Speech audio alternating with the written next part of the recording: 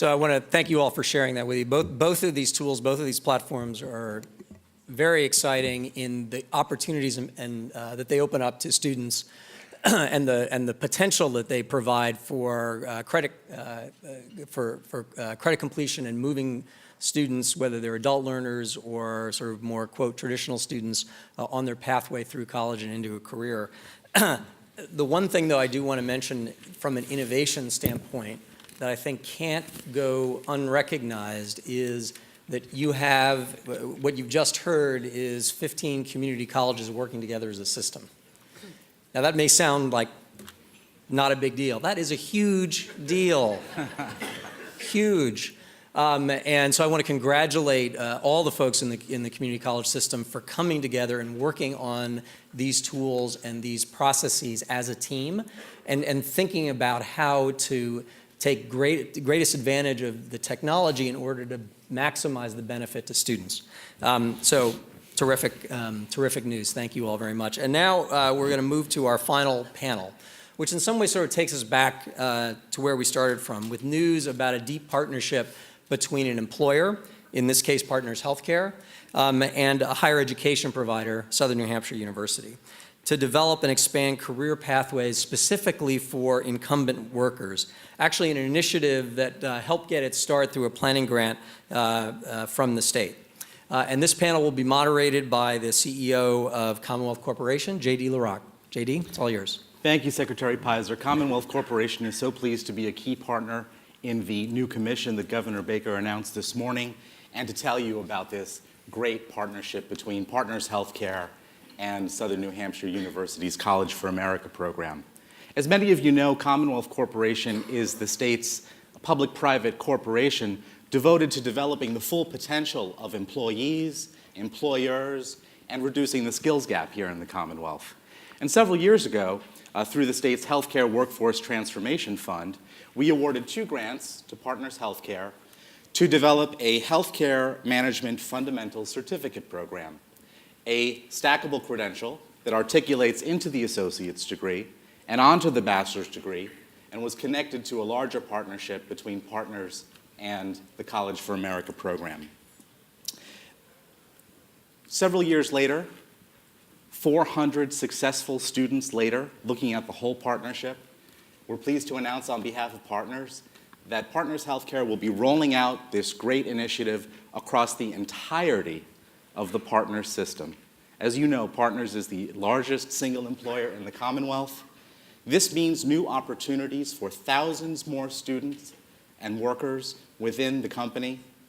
Not only students and employees who don't have more than a high school degree and need a post-secondary credential, but also employees who have a post-secondary credential but need specialized education and training in healthcare management. So it's a fantastic rollout of this new initiative. MJ Ryan, you're the Director of Workforce Development for Partners Healthcare. Why did the company want to do this, and what have you gotten out of it? So I will say thank you for being here, and everyone. And I would say that working with College for America or Southern New Hampshire University has been a great leap for us at Partners Healthcare. We were working many years ago on using technology as an enabler for education, because we work in a system where we have very busy employees at all different levels of education, people who are working 24/7, have competing priorities, and for many don't have the same opportunities. The lower level folks or the frontline workers and don't have the opportunity to access education, to geographically, schedule-wise, and all of that. And we wanted to level the playing field and give everyone equal opportunity at Partners. So we developed many years ago with the grant from the Boston Foundation a tool called the Online College Preparation Program, which allowed our employees to test the waters of online learning. We had actually also partnered with Bunker Hill Community College on some advanced modality programs, which were great and ended up being a huge success, but the initial stumbling block was the people's inability to go to school online. Even though many of them worked with high levels of technology every day, they couldn't go to school online. So fast forward, we did the Online College Preparation Program. We've now had over 1,000 people go through that. But then we were looking for a next step, and for many, tuition reimbursement and schedules and all of those things did not work for them. And we were approached by College for America in 2014 with their new idea, which sounded very exciting to us. It answered the question that our coach, Catherine DeSells, who's a strong supporter of our employees, kept asking, like, what are the next steps for these individuals? They've gotten this far, they're excited, they're feeling like they want to go to college, what can we do for them? And luckily, this answered her question, and Judith will tell you how that worked later. And then we were luckily enough, we started that in 2014. In 2015, we were able to get a grant from the Commonwealth, the Workforce Healthcare Transformation Grant, which was a fabulous opportunity to once again turn to our partners at Southern New Hampshire University and say, we're trying to address some skill gaps in specific areas, our frontline workforce, so they can work as a stronger part of a team. And we worked with them, and 50 of our advisors from our community health centers and our ambulatory practices, physicians, managers, staff members, to identify what those gaps might be, those competencies. And we were able to fuse together the healthcare the healthcare fundamentals management training program, which was managed by Dina Lara, who's over there. And it's been a great opportunity to give those skills to folks, test it out, it's worked. Many of them have gone on and stacked it to associate and bachelor's degrees. And we are now here able to announce that after trying it with those employees in our target audience, we're broadening it, and we're going to be able to offer it openly and actually nationwide now through the Southern Hampshire University. So happy to do it. That's fantastic, MJ. And you've touched on some of the things that make this collaboration so unique.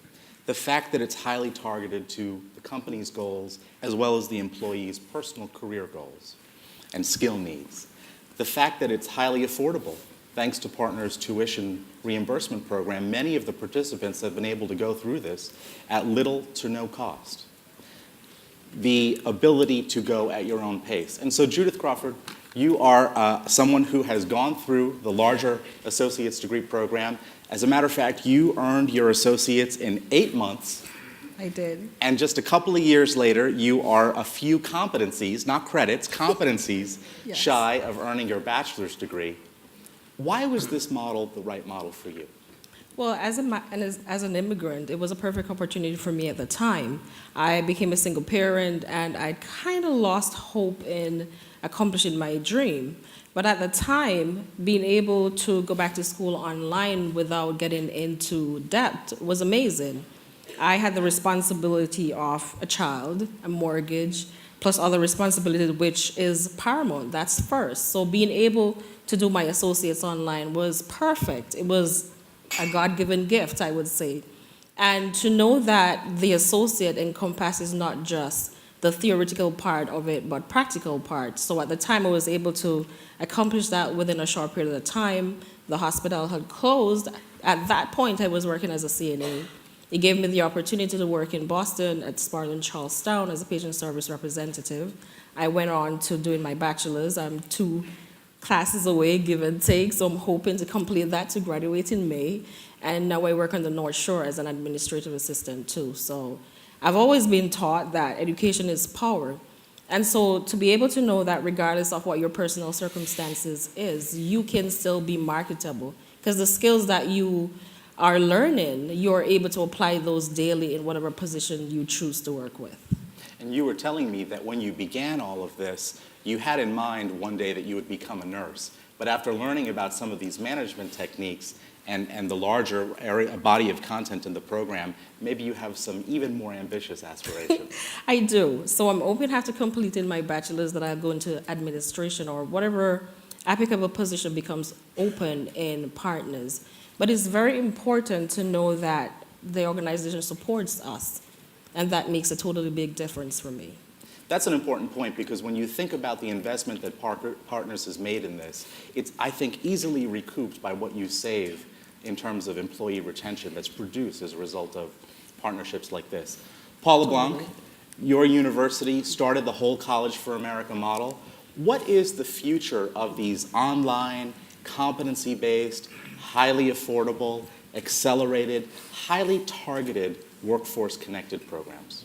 Sure. Well, first, because we're doing announcements, Jim, I want to announce that we're renaming the university. Sometimes you hear us referred to as SNHU. It's JNMU, just north of Massachusetts University. That way you don't feel like an interloper when we come down to Cambridge so much. It's only an hour north, but I know some of you welcome you. Thank you, thank you.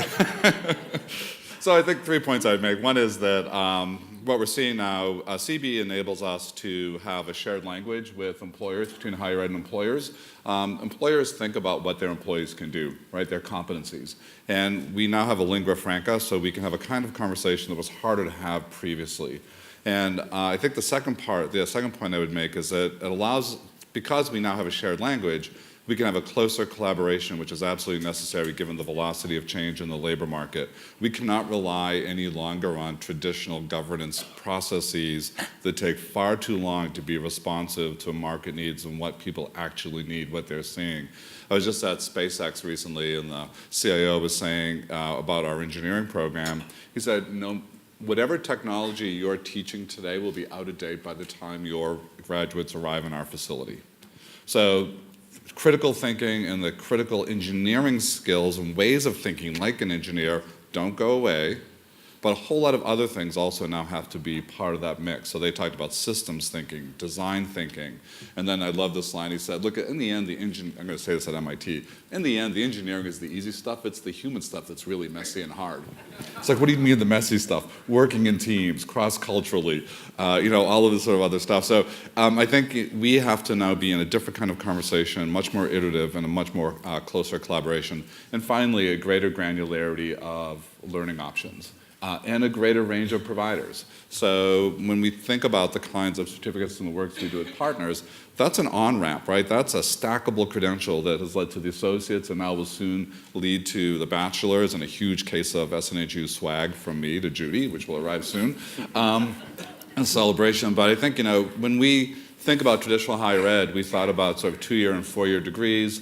But as we think about lifespans now approaching 100 years, the idea that a 2% or 4% slice of your life at age 17 of all times would suffice for all that's going to happen, that just doesn't make sense any longer. So I think we'll see people enter in with finer granularity. Doesn't mean that the associates or the bachelors is any less important. That's just the kind of thing that people who already have college degrees like to say. It's actually that we need to give you more options for getting there and then sort of refreshing and learning as you go through your career. Thank you, President Blanc. It's so clear that even in a state like Massachusetts, where higher education attainment rates are better than almost everywhere else, there is still so much room, so much human potential to be developed, so much of a market that needs to be served. And that's why we need to draw back the lens, continue to support all the innovations that are coming out of our public higher education system, and include innovations such as this one. So thank you all for your comments. Judith, we'll look forward to seeing you at graduation. Thank you. And thank you all for your attention.